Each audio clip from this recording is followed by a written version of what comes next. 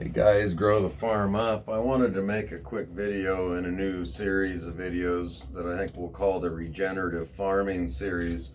And I wanted to just simply call this one, Why Do I Plant Cover Crops? And try to quickly go through some of the practices that I did in the spring of 2022 and the no-till practices and the regenerative farming practices. And we're going to look at a couple of videos and what I did. Why do I plant cover crops? The number one thing that I found, and probably the most, I guess, aha moment was years ago when I realized that cover crops were preventing the crusting issue. And many of you will know, I mean, crusting comes from bare soil. I mean, bare soil is I guess regenerative farming to me is trying to keep a living root in your soil 365 days a year, i.e., you never want bare soil. Okay, so crusting is when you catch a rain and the soil is very wet, then you have 50-mile-an-hour winds come along, plus the sun's heat baking into the soil. It creates a topsoil crust of an inch or two, and the cash crop struggles to emerge through that. A lot of farms used to use a rotary hoe. A lot of farms still do.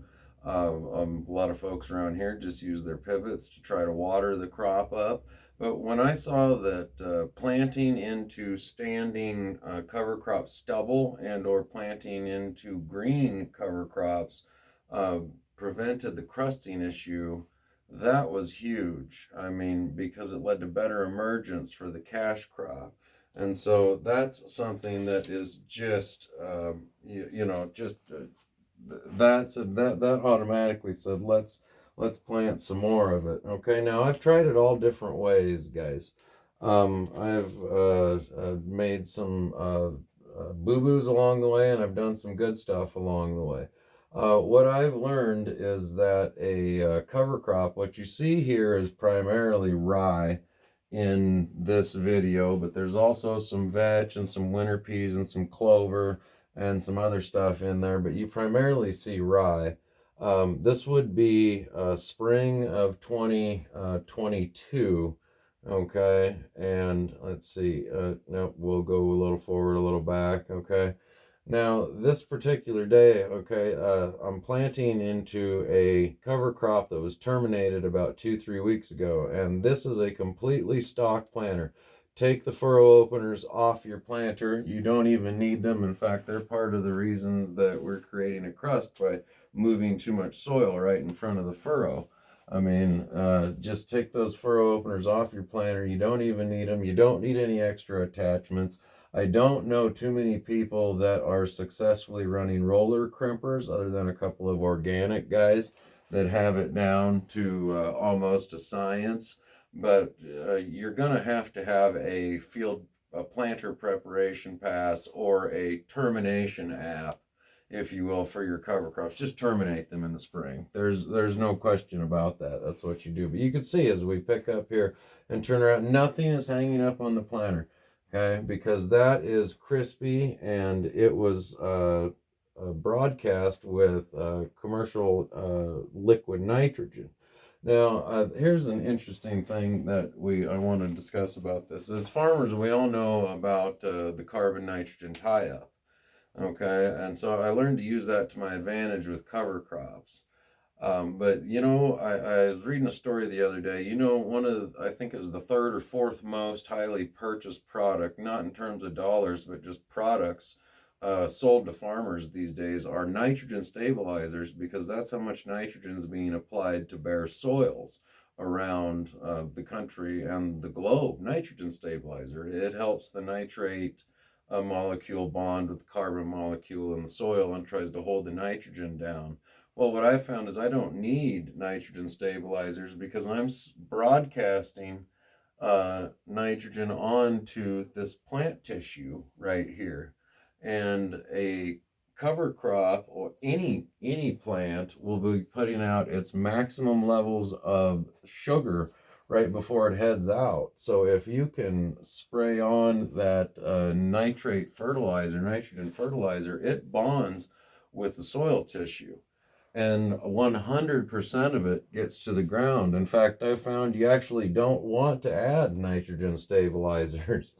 It actually will have a negative effect on when you're broadcasting. Now, I've had a lot of people say, well, you broadcast nitrogen, that's a waste of nitrogen. You should put it in a band. I got to be honest with you guys. I don't really want my fertilizer.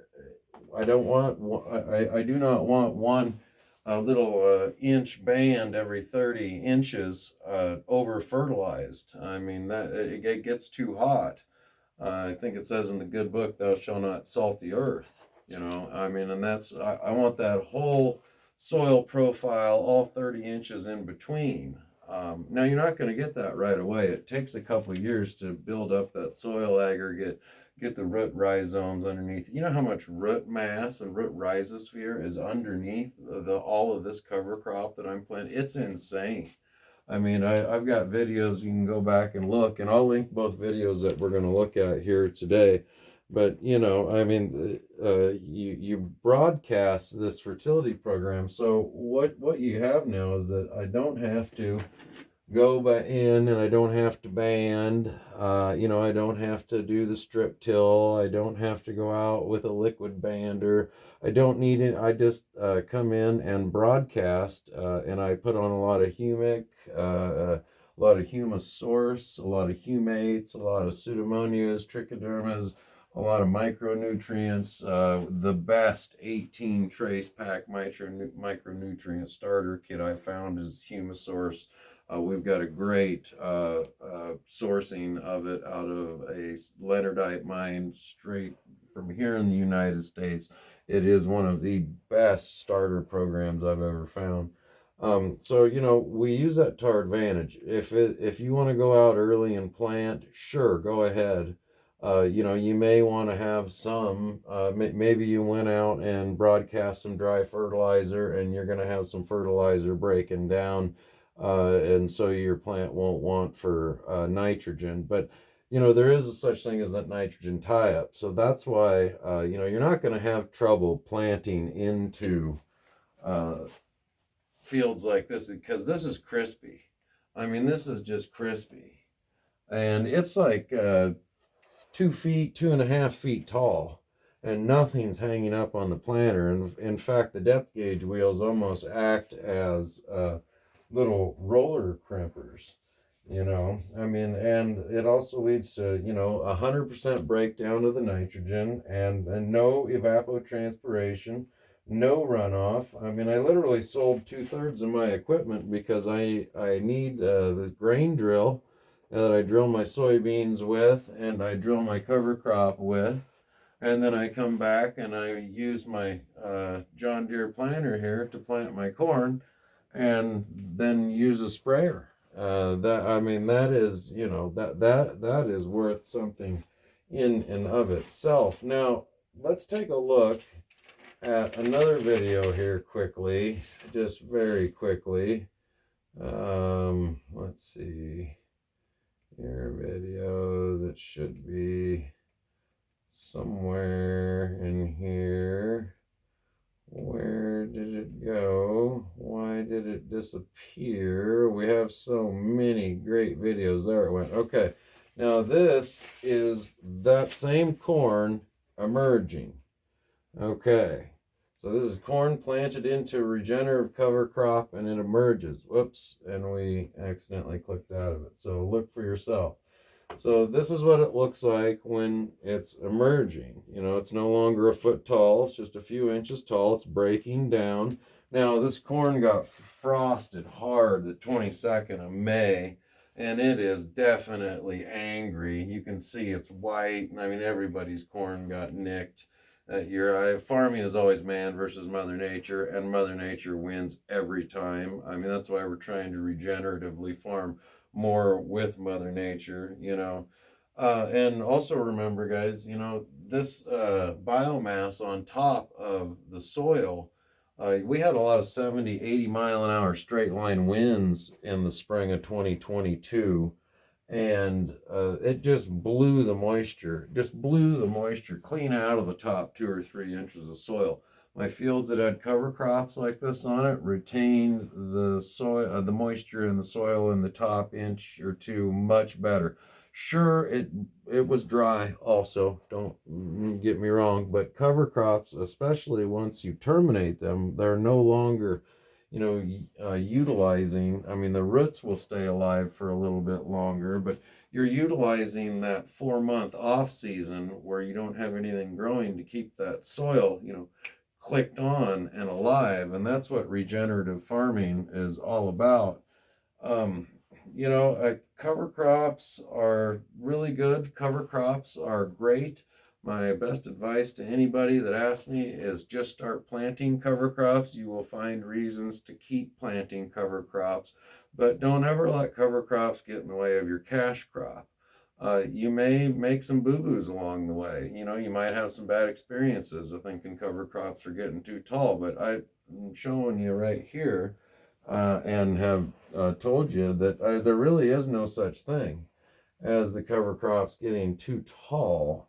You can just burn them down, and yeah, you're going to have to wait, and go in and plant in the crispy.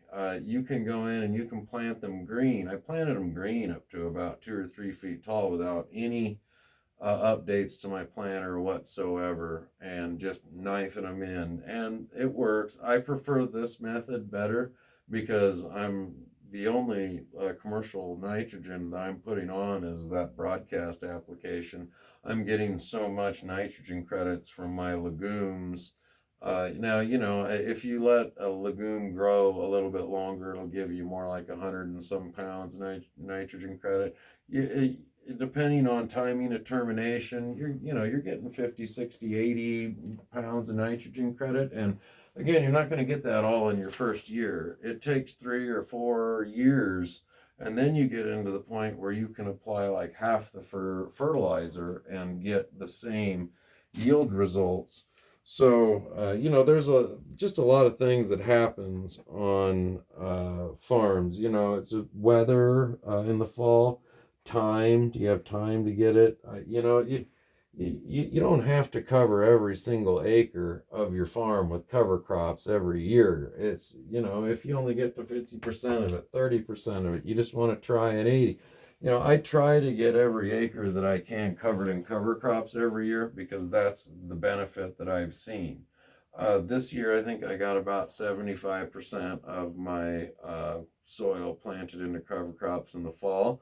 And as soon as I can get back out there in the field this spring, I'm going to go out and I'm going to plant cover crops. And even if they only grow to be this tall before I turn around and plant the cash crop, it's still better for your soil health, and you'll still be money ahead on improving your soil organic matter, because in 10 years I went from a 1.9 average organic matter to a 3.5 average organic matter, going, putting on very high rates of cover crops, putting on a lot of humic, and putting on a lot of biology. And I want to know why you guys plant cover crops, maybe why you don't plant cover crops, what you think about it. I'd very much like to start like a farmers, not so much weekly because we're busy, but like once a month, like every other, or the first Tuesday or something, or the first Thursday or the last Thursday of every month. Let's start like a farmer's live, where somebody like, I don't know, a rock star like John Stevens or something just opens up a live stream. Maybe I'll do it.